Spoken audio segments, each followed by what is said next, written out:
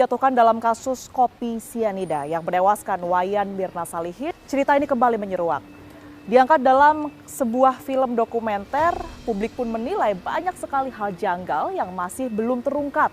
Mulai dari dugaan adanya pihak yang kemudian ini berusaha untuk membungkam seseorang dengan menggunakan sejumlah uang, hingga tidak adanya bukti pasti atau secara langsung bahwa Jessica Kumala Wongso menaruh racun sianida ke dalam segelas kopi yang kemudian diminum oleh Wayan Mirna Salihin. Kami akan mencoba mencari tahu cerita dan juga fakta selama persidangan yang belum pernah terungkap sebelumnya. Namun tentu kami menghargai keputusan majelis hakim yang telah menjatuhkan hukuman terhadap terdakwa Jessica Kumala Wongso selama 20 tahun penjara dan saat ini Jessica pun sudah menjalani hukumannya di Rutan Pondok Bambu, Jakarta Timur. Anda menyaksikan Fakta bersama saya, Tiara Harahap. Selamat siang pemirsa, Anda kembali menyaksikan kabar khusus TV One mengenai sidang lanjutan kasus meninggalnya Wayan Mirna Salihin. Anda itu tahu nggak sih apa yang Anda analisa? Surat Anda bawa data yang mulia. Anda bawa data. Saya minta supaya kita menghormati ahli. Oh, tidak seperti itu. Jangan main bentak-bentak begitu, tak sopan itu. Bukan seperti itu, Pak. Sekarang jangan tunjuk tangan dulu yang di belakang ya. Ya, udah sekarang gini. Pak, Bapak bawa data tidak yang Bapak analisa itu? Tidak. Tidak bawa data. Anda ingat tidak apa yang Anda analisa? Ada di situ. Saya nggak nanya pengacara. Saya tidak nanya pengacara ya. Tolong hargai saya juga. Saya menghargai Anda. Hormati saksi saya. Saya menghargai Anda menghargai saya. Tepat 7 tahun yang lalu, kasus kopi sianida yang menewaskan Mirna Salihin telah berlalu. Namun sekelumit tanya mengenai dari mana datangnya racun sianida tersebut masih menjadi misteri hingga saat ini. Kini kasus kopi sianida yang menewaskan Mirna Salihin kembali muncul setelah perjalanan kasusnya diangkat lewat film dokumenter berjudul Ice Cold Murder, Coffee and Jessica Wongso yang ditayangkan di aplikasi Netflix. Beragam spekulasi kemudian muncul setelah film ini menyajikan berbagai fakta mengenai apa yang terjadi dalam peristiwa tragedi kopi sianida tersebut. Ada bukti dan ini bukan bukti kami. Ini adalah visum, ini adalah bukti dari Laprim Polri yang diajukan oleh jaksa. Karena saya lihat teliti tidak ada kelemahan-kelemahan, ya kan. Saya baca di sana 70 menit setelah meninggal Mirna meninggal, diperiksa, diambil rupanya dari lambungnya sampel itu. Dinyatakan bahwa tidak ada sianida, negatif sianida. Nah sekarang kalau 70 menit dalam keadaan fresh, masuk sianida ke dalam, katanya. Tetapi diperiksa 70 menit kemudian, sianida yang tidak ada. Masuk akal tak? Ya berarti kan nggak ada sianida. Bahwa kita memeriksanya adalah sudah 3 hari dari saat kematian. Sehingga kemungkinan hanya ditemukan sedikit, itu mungkin saja. Kalau hanya 2,2, nanti kalau analisa saudara terserah. Kalau hanya 0,2 ditemukan sianida di dalam lambung, mematikan tidak? Tidak mematikan. Nah, baru kemudian di dalam dokumen berikutnya saya lihat 3 hari kemudian katanya oleh dokter Selamat diperiksa setelah diambil sampel ada 0,2 mg ada sianida. Ya kan, setelah 3 hari setelah di embalmment. Nah, padahal di awal tidak ada. Di awal nggak ada. Bisa nggak dari tiada menjadi ada? Dari nggak ada jadi ada? Bisa. Kalau dimasukkan setelah dia mati. Kalau saudara tidak memeriksa jantung, apakah bisa saudara menentukan oh ini karena jantung atau ini bukan karena jantung? Bisa nggak? Tidak bisa. Tidak bisa. Tapi kita bisa memperkirakan bukan jantung. Oke. Ya. Kedua, saudara tidak lakukan bedah di Jenazah, otak. otopsi. Jenazah otak. Ya. Sedangkan tadi saudara menjelaskan juga bahwa kemungkinannya adalah sianida itu bisa masuk sampai ke otak. Ya. Iya kan? Nah, kenapa tidak dilakukan pemeriksaan otak? Permintaan dari kepolisian pada kita adalah seperti itu. Iya, dengan itu bukan salah Bapak kan? Iya. Gitu ya.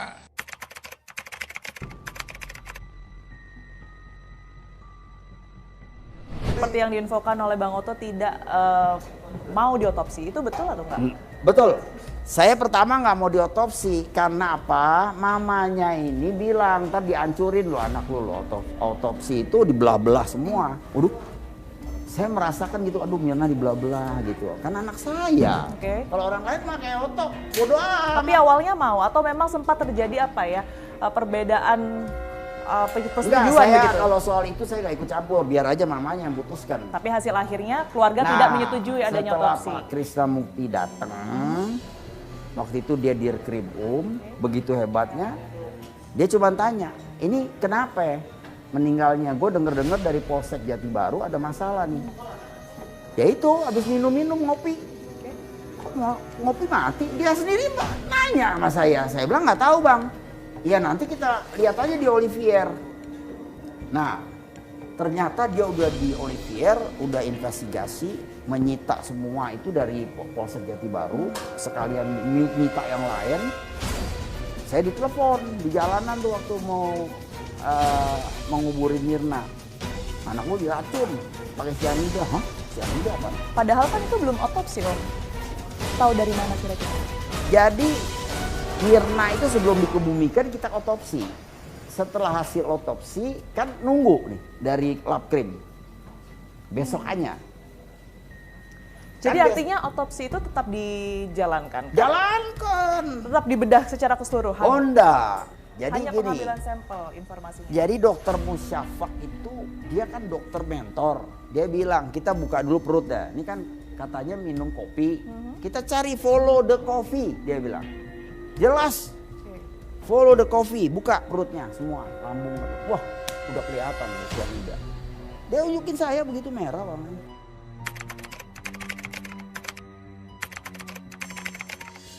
Sebenarnya kan nggak ada masalah. Tiba-tiba hari ketiga dia sudah mau dikubur. Datanglah Krisnamurti. Itu menurut Netflix dan menurut juga si Saudara Salihin di persidangan. Jelas kata-kata situ. Pak Edi, itu anakmu itu diracun. Pertanyaan kita, dari mana Krisnamurti tahu itu diracun? Belum diotopsi, belum diambil sampel. Kepolisian sudah mengatakan bahwa jenazah tersebut itu diracun. mati karena diracun. Ini yang harus ditelusuri. Ini yang harus diusut. Kenapa dia bisa mengatakan anakmu diracun? Baru dilanjutkan dengan kata-kata, itu harus diotopsi. Kalau nggak salah begitu ya. Kalau tidak diotopsi, maka tidak boleh dilakukan penyelidikan maupun penyidikan. No otopsi, no crime. Kenapa jadi tidak diotopsi? Ya, itu pertanyaannya. Tadi pertanyaannya. Dan di situ Salihin keluarganya mengatakan setuju, hai otopsi. Ini hari keberapa dari Mirna meninggal? Iya, pas 2 malam kan di tempat rumah duka. Oke, hari kedua setelah Mirna meninggal. Iya, kita belum mikir apa-apa tuh. Belum mikir Jessica, belum apa. Lalu diotopsi, ya kan? Diambil sampel bagian lambung atau diotopsi secara keseluruhan? Tidak keseluruhan. Oke. Tapi ingat, Tiara, Pak Musyafak bilang, kalau nanti di lambungnya nggak ketemu apa-apa, dia minum kopi, berarti ini anak ada kelainan yang lain. Ya, pasti gua bongkar. Di hari ketiga setelah Mirna meninggal. Loh, di mobil kita iring-iringan begitu. Oke, pada saat mau dikebumikan. Nah, waduh, saya udah kayaknya mau pulang Jakarta aja tuh, mau investigasi. Polisi soalnya udah kumpul di Olivier. Nah, kemudian saya berangkat pulang duluan, saya tinggal di kuburan itu karena saya mau buru-buru lihat di Olivier ada apa. Karena udah rame tuh di situ. Disitulah kita tahu Jessica pembunuh. Itu aja, gampang kok. Izin Om Edi, saya ingin menjelaskan kembali. Hari kedua setelah Mirna meninggal, ini kan sudah ada informasi bahwa Mirna ini ternyata diracun begitu ya Om ya? Iya. Padahal kan katanya informasinya di hari ketiga ini baru ditemukan adanya racun cyanida. Nggak kepikir. Setelah dilakukan sampel di bagian lambung. Bukan, tunggu dari Labkrim kan, belum datang gitu. Oke. Kemudian Labkrim 1-2 hari kemudian kasih tahu ini isinya cyanida. Nah itu pagi itu saya tahu. Jadi yang ditemukan pada saat itu apa? Ya, Natrium. ini kan udah lama ya kejadiannya udah 7 tahun. Pokoknya begitulah ceritanya. Cyanidanya jenis natrium cyanida artinya. Menurut Labkrim Itu potasium sianida. Beli online juga bisa itu. Kaitannya dengan 0,2 mg ini betulkah karena kan informasinya yang kemudian menyebabkan meninggal dengan orang mengkonsumsi atau tidak sengaja teracuni oleh natrium sianida itu tadi atau potasium ini 50 mg dan di lambung merah bukan. Kalau menurut dokter Nusantara Subandi itu 15 sampai 20 gram masuk pertama disedot. Kemudian setelah 2 hari kemudian diketemukan 0,2. Nggak tahu deh, kalau hitung-hitungan sih kayaknya susah ya. Jadi intinya beginilah, kalau dia nggak ketemu Jessica, nggak mati Mirna. Pertanyaannya, kalau itu perjanjian penyidik, ternyata ada surat ini. Ini surat apa Bang? Ini surat permohonan dari polisi kepada rumah sakit Untuk agar diotopsi.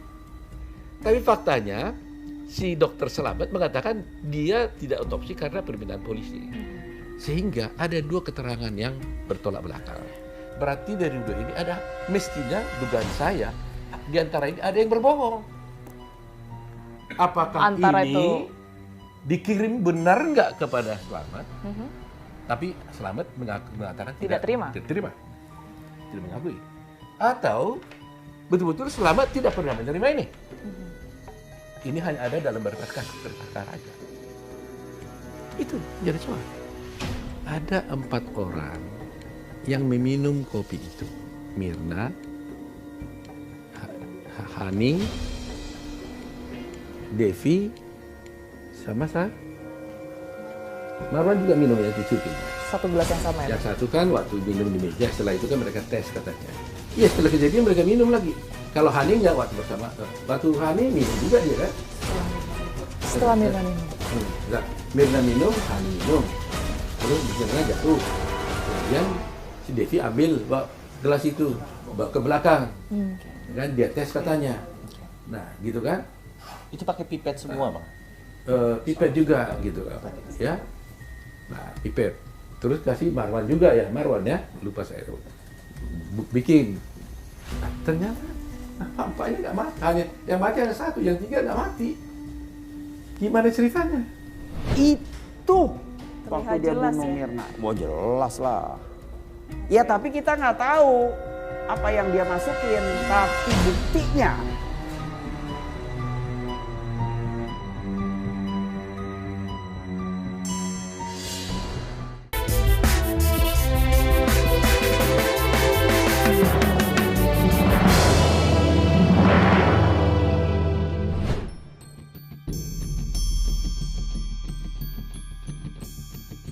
Bagaimanapun juga saya tidak membunuh Mirna. Jadi seharusnya tidak ada alasan untuk memperlakukan saya seperti sampah. Saya mengerti kesedihan mereka dan saya pun merasa sangat kehilangan. Tapi saya juga dituduh membunuh. Yang mulia, saya tidak tahu bagaimana mengungkapkan perasaan ini dengan kata-kata. Semua hal yang saya lakukan dan yang tidak saya lakukan sudah dibesar-besarkan untuk seluruh warga Indonesia menghakimi saya. Pernah membuat semua orang percaya kalau saya seorang pembunuh. Bang, tapi ada yang menarik juga kan, kisah ini kan juga diangkat di dalam satu film dokumenter yang saat ini juga menuai sorotan masyarakat begitu ya, dan ada pengakuan barista, kemudian juga penanggung jawab dari kafe tersebut yang mengatakan bahwa memang kopi yang kemudian diminum oleh Mirna tersebut ada aroma tersendiri dan warnanya memang cukup berbeda di hari H kematian dari Mirna tersebut. Ini apa fakta yang kemudian diterima oleh Bang Oto? Ketika perkara itu saya sudah tangani, saya pergi ke penjara, dan disitulah saya yakin betul dia tetap mengatakan saya tidak berbuat. Kalau saya berbuat, Bapak mau tinggalkan saja. Tapi saya tidak berbuat. Dan dengan teknik interview yang saya miliki, saya beberapa kali tanya, saya yakini memang dia tidak berbuat. Keluarga waktu itu nggak ada yang sangka satu pun, saya sedikit pun tidak terlintas kalau Jessica yang bunuh. Jadi itu malam kita keluarga besar tuh di rumah duka lagi mikir-mikir, ini kenapa ya Mirna kok mati ya? Apa dia minum kopi? Nggak mungkin, nggak ada kopi membunuh orang kan? Coba di dunia ada nggak terjadi minum kopi mati? Nggak ada. Ya mungkin persentasinya 0,0 lah. Mungkin dia punya darah tinggi apa itu. Mirna sehat walafiat, kalau nonjok saya aja sakitnya setengah mati. Itu buktinya betapa banyak. Anda buka Google, betapa banyak orang yang mati karena kopi. Dan berapa tuntutan perkara pidana karena adanya minum mati karena kopi, minimal pingsan. Yang kemudian menjadi pertanyaan, Om Edi, ini kan juga belum ada bukti pasti ya, kapan sebenarnya Jessica ini memasukkan racun dalam gelas kopi Makanya Mirna. buka linknya digital forensik, Muhammad Nuh memberi itu menjadi saksi dan kasus cyanida. Nah itu kelihatan. Di detik keberapa, menit keberapa, yang 15 menit dia bilang dia masukin itu timingnya. Itu waktu dia bunuh Mirna. Wah jelas lah. Ya tapi kita nggak tahu apa yang dia masukin. Tapi buktinya, kemudian yang dia bohong itu bag ditaruh di kurung, dia bilang enggak.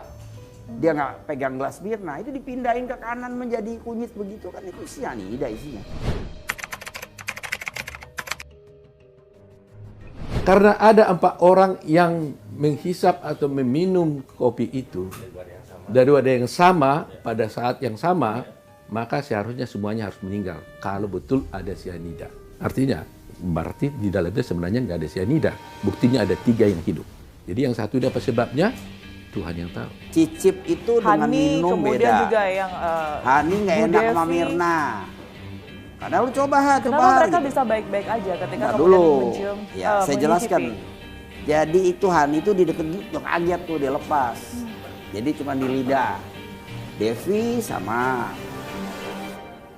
Ya. Yang lain-lainnya nyoba sama. Tapi kan artinya setelah kemudian tidak minum, pasti.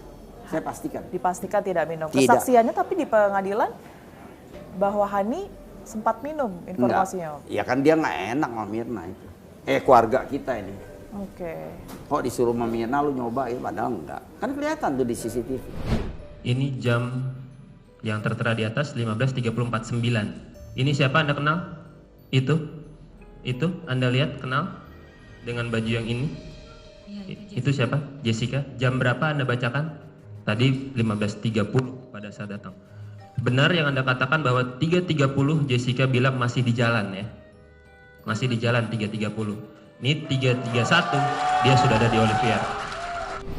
Bahwa di dalam studi kejahatan, orang itu mau melakukan kejahatan ada istilahnya motret.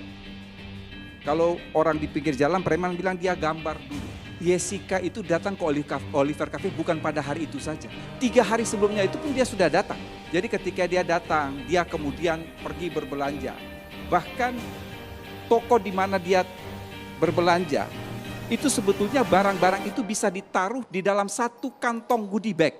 Tapi Jessica sengaja meminta lebih dari 1 goodie bag. Ini menyangkut adanya tadi malam berita di TV One, catatan demokrasi. Prof. Edi mengatakan, yang saya sangat sedih, dia sahabat saya, teman saya. Apa itu, Bang? Dia menuduh, menyiarkan kabar bohong ya. Dia mengatakan, Jessica 3 hari sebelum kejadian sudah datang sana untuk memotret situasi. Aduh, saya sedih banget. Fitnah keji. Di dalam pembelaan saya ini selalu saya angkat isunya. Bagaimana mungkin seorang Jessica bisa merencanakan pembunuhan di tempat umum, di tempat yang sama sekali tidak pernah dikunjunginya. This is the first time. Itu adalah tempat pertama kali dia kunjunginya. Itu selalu pembelaan kami. Keterangan dari siapa Bang lantas yang kemudian didapatkan Kemudian dan saya beredar? tidak tahu. Bahkan itu ada yang menanya, betul 3 hari sebelumnya dia sudah muter-muter motret di sana. Itu pertama kalinya Jessica Saya datang ke mohon, Olivier artinya. Saya mohon Pak Edi, tolong luruskan itu, cabut itu. Kita bersahabat. Jangan katakan yang seperti itu. Itu sangat merugikan Jessica.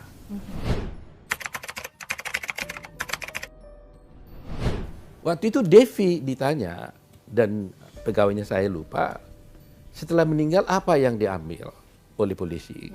Maka yang diambil oleh Devi mengatakan gelasnya itu diambil, kemudian sebagian dituang ke botol.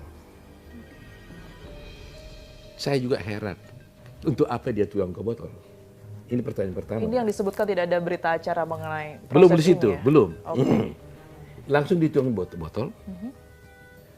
Yang sebagiannya ini direp, terus yang botolnya ditutup.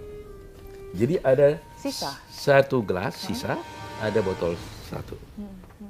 Sampai ini di penyidik, apa yang terjadi? Ini kan dikirimlah ini ke Mabes. Oke. Dokumen yang kami dapat dari Mabes, maka ternyata yang diterima oleh Mabes itu adalah 2 botol, 1 gelas. Tapi gelasnya yang gelas Kita nggak tahu. Saya asumsikan aja lah, oke lah kita periksa 350. Tadi kamu bilang 320, kita katakan dulu lah 350 ini. 350. Oke. Kan diminum Mirna. Iya. Kan diminum honey. 350 itu adalah ukuran penuhnya dari Ya, gelas tersebut. kan diminum honey. Diminum Devi. Menurut ahli daripada jaksa, sekali sedot itu adalah 20 mili. 20 mili. Menurut ahli mereka. Jadi kalau ada 4 orang yang menyedot ini, berarti sudah kurang de 80. Berarti sisanya seharusnya berapa? 270. Itulah sisa minuman ini seharusnya. Tetapi yang diperiksa oleh Hakim Polri 350. Izin Om Edi, saya sempat juga mewawancarai Bang Oto ya. Kemudian menjelaskan bahwa bukti dari pengadilan yang dibawa ini kopinya ini masih utuh ya. Ini kurang lebih 370 ml kalau tidak salah. Itu ukuran gelas yang masih utuh begitu. Padahal secara logika kan sudah diminum ya. Mungkin paling banyak oleh Mirna, kemudian juga beberapa kali diambil baik itu oleh Bu Devi atau kemudian itu juga dia oleh ngarang Hani. itu. Si Oto ngarang. Kenapa bisa barang buktinya tersebut utuh kalau menurut pandangan Om Edi sendiri? Bukan utuh. Itu kan setelah direp sama Devi dibawa ke Labkrim. Diperiksa lah di sana. Kan pasti dituang-tuang apa bukan. Kita mana tahu. Ya, jadi Oto kalau dia tahu begini-begini hitung begitu, kapan ngelihatnya dia di Labkrim? Kan orang Labkrim yang tahu. Saya aja juga nggak tahu. Jadi itu bukti asli ya Om Edi? Asli. Kopi Saya yang pastikan dibawa ke pengadilan. kalau enggak saya masuk bui 7 tahun. Itu ancamannya begitu. Nggak takut. Memang benar kok apa adanya. Nah, masuklah telepon dari orang yang memasukkan barang tersebut di ruang transit tadi. Apa itu, Pak? Udah.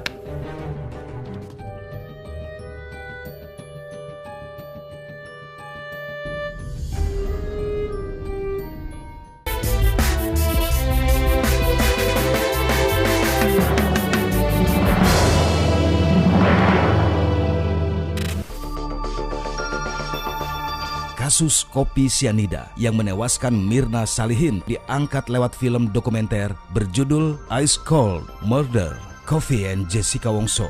Beragam spekulasi kemudian muncul setelah film ini menyajikan berbagai fakta mengenai apa yang terjadi dalam peristiwa tragedi kopi sianida tersebut.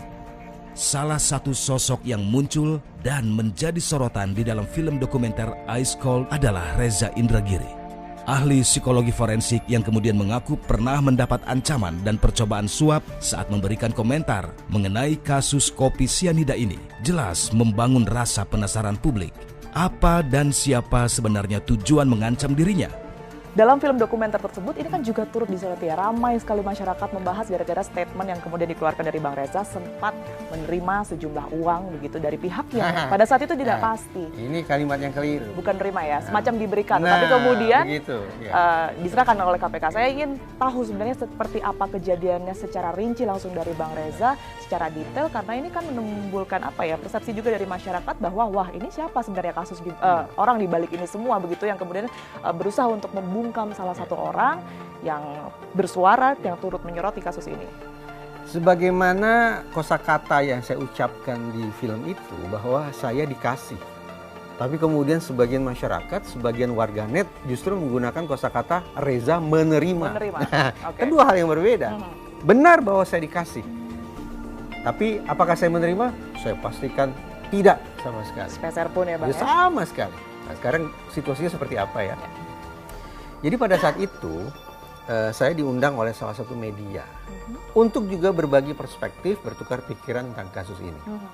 Tanpa saya sangka, saya duga ternyata ada pihak lain juga yang dihadirkan oleh media itu untuk juga menjadi narasumber di sana. Dan pihak lain itu maksudnya sebagai apa? Sebagai narasumber di Iya? tayangan itu, di program televisi itu. Kapasitasnya sebagai narasumber Sebaiknya tidak usah saya sebut. Tetapi yang mengamati juga kan? tapi Atau yang dari pihak? Tapi yang saya pastikan, dia sangat tidak sependapat dengan saya. Jadi kita ngobrol di dalam acara itu secara live. Setelah selesai, kita kembali ke ruang tamu atau ruang transit. Seingat saya di ruangan itu ada 4 orang. Saya, kemudian pihak lain yang menjadi narsum, ada satu lagi pihak yang juga menjadi narsum. Nggak bisa disebutkan ya Bang? Sebenarnya tidak usah. Tapi ada pihak keluarga juga di situ, pihak dari keluarga. Pokoknya pihak yang berseberangan Mirna dengan saya. Salihin? Pokoknya pihak yang berseberangan. Nah, dan ada satu dari televisi itu sendiri, saya lupa apakah dia host, ataukah produser, ataukah guest booker, intinya ada satu orang. Okay. Nah, jadi pada satu momen, kru dari televisi ini mengajak saya berbincang. Sementara pihak lain ada di sebelah sana. Dari sudut mata, saya lihat bahwa tiba-tiba tas saya diambil.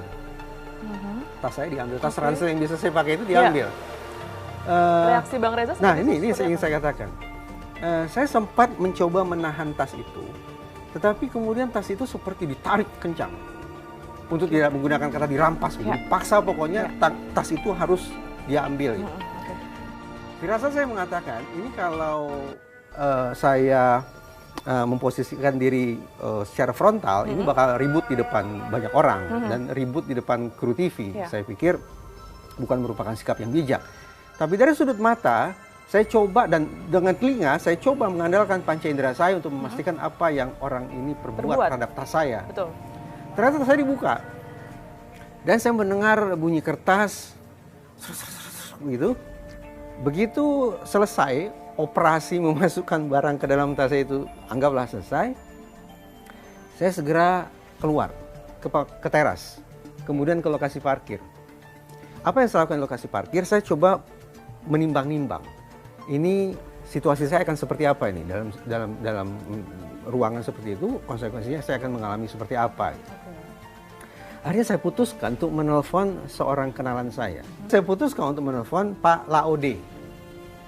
Nah, kenalannya saat ini bolehlah saya sebut namanya ya, Pak Laode, yaitu saat itu menjabat sebagai komisioner KPK. Ternyata berbeda responnya. Pak Laode bisa saya katakan bersepakat dengan saya bahwa situasi ini adalah situasi yang tidak wajar, yang harus disikapi secara serius, bahkan termasuk kemungkinan melibatkan otoritas penegakan hukum.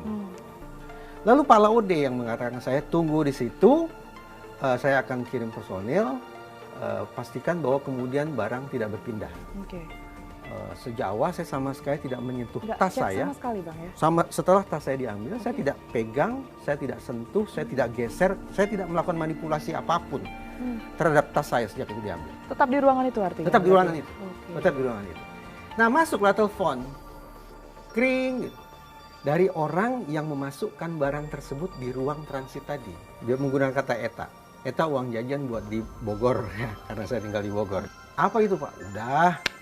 Akhirnya selesai komunikasi. Sempat menolak Bang Reza? Oh jelas lah. Saya kata, ini apa Pak? Untuk apa segala macam. Udah uang jajan untuk di Bogor. Gitu ya.